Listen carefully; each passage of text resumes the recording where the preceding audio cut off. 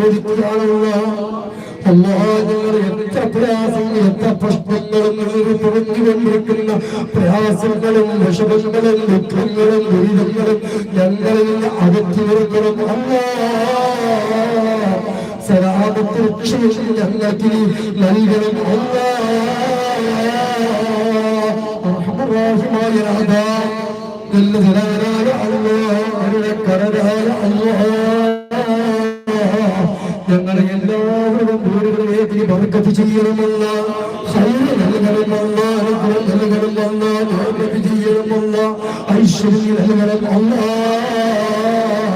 ഞങ്ങൾ ആരാരുടെ വീടുകൾ മോശമാക്കപ്പെട്ട വീടുകളാക്കല്ലേ, ദാരിദ്ര്യം കൊണ്ട് കഷ്ടപ്പെടുന്ന വീടുകളാക്കല്ലേ, കടങ്ങൾ കൊടുക്കുന്ന വീടുകളാക്കല്ലേ, നിത്യേന